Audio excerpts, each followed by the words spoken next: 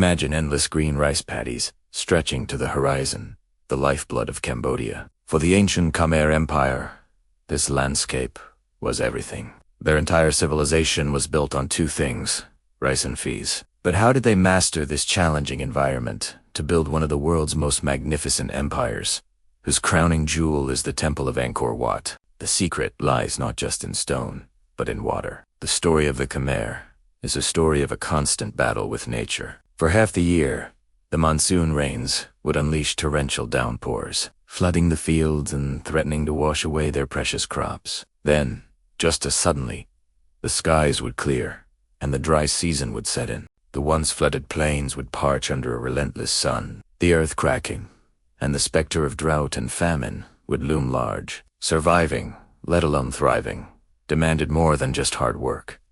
It demanded genius. It required a vision to tame the very forces of nature that threatened to destroy them. And that's exactly what they did.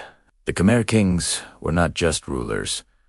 They were engineers of a colossal scale. They envisioned and built one of the most sophisticated hydraulic societies the world has ever seen. This wasn't just about digging a few ditches. We're talking about a massive, interconnected network designed to control and distribute water with breathtaking precision. They constructed enormous reservoirs, known as barrays. The West Baray, for instance, is a man-made lake stretching 8 kilometers long and over 2 kilometers wide, holding millions of cubic meters of water. Think about that, a reservoir so vast it's visible from space, built almost 1,000 years ago with nothing but human labor. These barrays acted like giant batteries, storing the monsoon's excess water. But how did they move that water to where it was needed? Through an intricate web of canals, some stretching for dozens of kilometers, crisscrossing the landscape like a giant circuit board. They built dams and sluice gates to regulate the flow, directing water from the Great Tonle Sap Lake and the rivers into the barrays during the wet season, and then releasing it systematically to the fields during the dry season. It was a revolutionary system that effectively conquered the seasonal cycle of flood and drought. They weren't just passively farming. They were actively managing their entire ecosystem on a scale that is hard to comprehend even today. The results of this incredible feat of engineering were nothing short of miraculous. With a reliable, year-round water supply, Khmer farmers were no longer at the mercy of the unpredictable seasons. They could cultivate rice, not just once, but 2 or even 3 times a year. The fields, once prone to failure, now yielded bountiful, predictable harvests. This agricultural surplus was the engine that powered the Khmer Empire. It fed the vast armies that expanded their territory, sustained the thousands of laborers who built the magnificent temples of Angkor, and supported a bustling, complex society of artisans, priests, and scholars. Scenes of prosperity would have been everywhere. Markets would have been overflowing with rice, fish from the Tonle Sap, and fresh produce. The civilization flourished, not just in size, but in culture and art. The intricate carvings on the temple walls depicting scenes of daily life, battles, and mythology were all made possible by this foundation of agricultural wealth. The hydraulic system was the invisible infrastructure that held up the entire glorious civilization, allowing it to reach its zenith and leave behind a legacy that still astonishes us. They had literally transformed their challenging land into a breadbasket, a true Garden of Eden.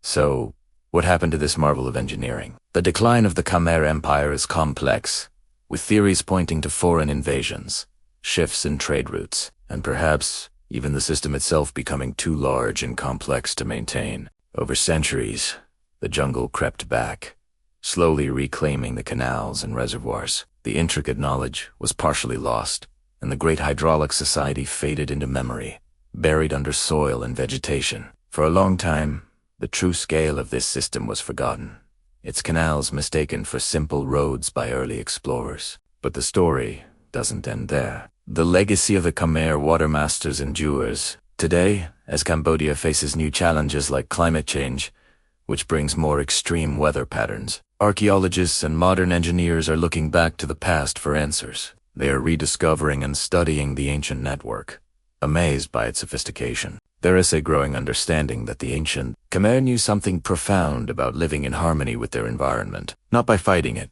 but by intelligently managing its cycles. Modern irrigation projects are now drawing inspiration from the old beres and canals.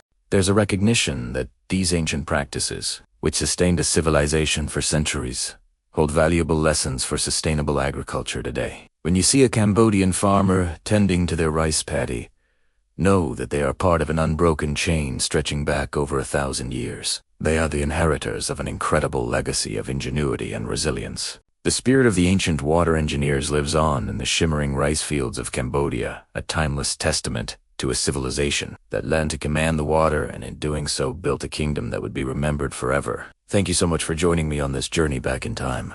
If you found this story as fascinating as I do, please hit that like button and subscribe for more adventures into the hidden histories that shaped our world. See you next time.